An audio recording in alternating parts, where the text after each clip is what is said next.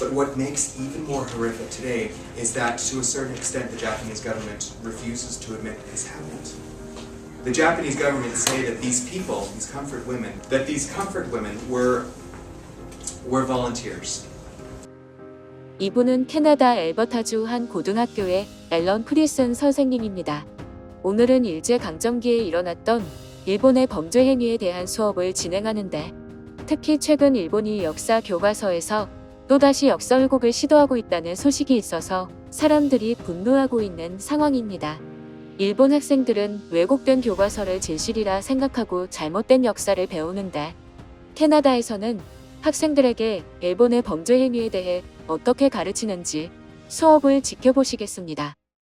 So we're going to move on to our next point, Korea under Japanese rule, 1910 to 1945. And I've said 1910 because that's the year in which Korea was actually annexed and made a part of the Japanese Empire. And there's some controversy even over that, because the basic fact of this annexation is still under dispute. The Koreans assert that Emperor Gojong used a fake seal, therefore his order to surrender was invalid. So he was given a piece of paper, he was supposed to use a seal, like a stamp, as a signature, saying that, yes, we give up control of Korea to Japan. But Koreans to this day assert that it was not the right seal, therefore it was invalid, and it was completely illegal for Japanese to come and annex Korea. The Japanese obviously disagree with this. The day that the treaty was put into effect, August 29th, is still known as the Day of Shame in Korea. Now, life under the Japanese during the occupation was very harsh. Very harsh. This is one of the darkest times in the history of Korea. The Japanese people sought to eliminate Korean culture, and they attempted to perpetuate cultural genocide. And I don't use that term lightly, I mean it literally, cultural genocide. So what they did was they removed the Chosun hierarchy. So the emperor was no longer the emperor. The Korean palace was destroyed. There was an extremely strict set of rules that was put into place. Like, for instance, if you don't pay your taxes, you get the death penalty. Think about that. You don't pay your taxes, you get the death penalty. Extremely harsh. In 1919, there was an uprising. This is when Emperor Gojong died. He was rumored to have been poisoned. In 1919, on March 1st, there were peaceful rallies that took place throughout Korea. So Koreans peacefully demonstrated against Japanese rule. On this day, 7,000 Korean people were died. There's one particular town, Jangri in particular, where the Japanese soldiers and the Japanese government took Korean Christians, they crucified some of them, they herded others into a church and set it on fire and burned these people alive. This was an extremely harsh and brutal reaction to what was a peaceful demonstration. After this point, and the cultural genocide keeps on getting more intense, after this point, all Korean citizens were required to follow Shintoism and worship at Shinto shrines. Now, I don't know how much you folks know about Shintoism, but this is the veneration of Japanese ancestors, of famous Japanese people who had died, and your grandfather, and your great-grandparents, and great-great-grandparents. So Korean people were forced to worship these Japanese dead spirits, which was a huge affront to their own religious beliefs. At school, the Korean language was oppressed. You could no longer speak Korean. You no longer learned about Korean history. The language itself was eventually banned, with everybody being forced to speak in Japanese.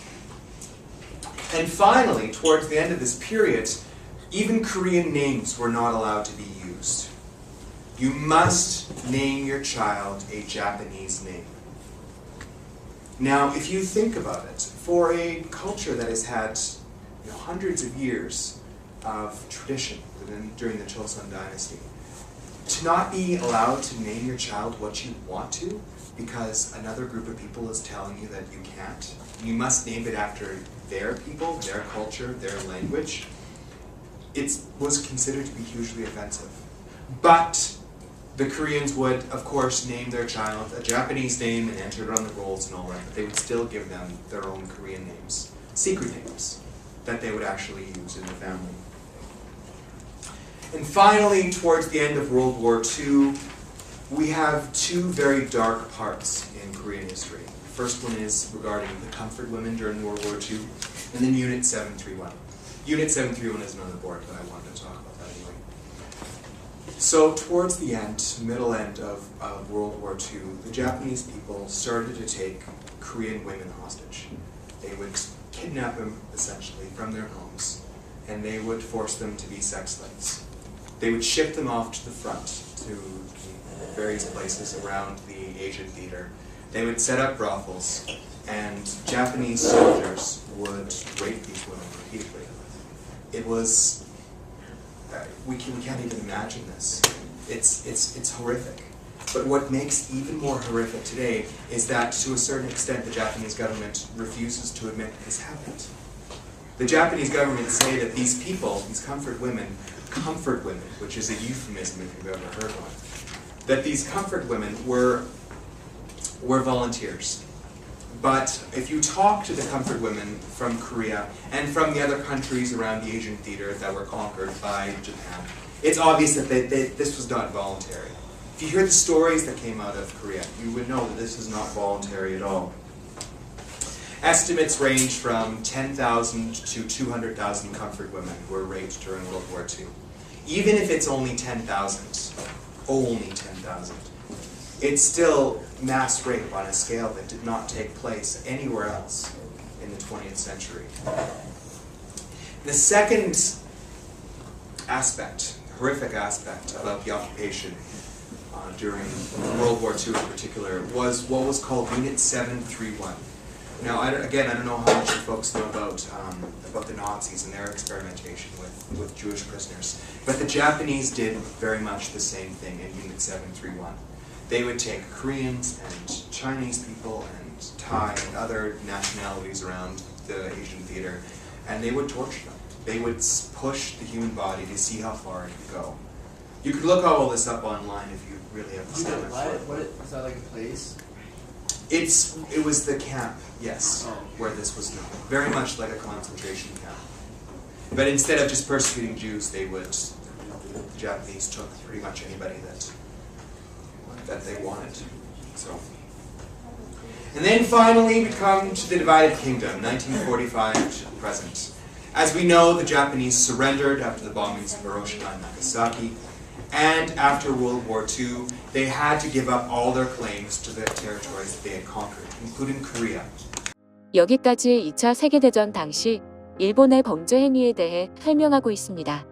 오늘 수업에서는 불법적으로 진행된 일본과의 합병과 민족말살 정책, 그리고 전쟁 범죄인 위안부 문제와 731 부대에서 자행된 사건들에 대해 설명하였습니다. 일본이 또 다시 교과서를 왜곡하여 학생들에게 자신들의 과거를 감추려 하고 있지만 숨기고 싶어도 숨길 수 없는 문제이며, 정확한 역사를 배우는 것은 자국 학생들의 미래를 위해서라도 중요한 일입니다.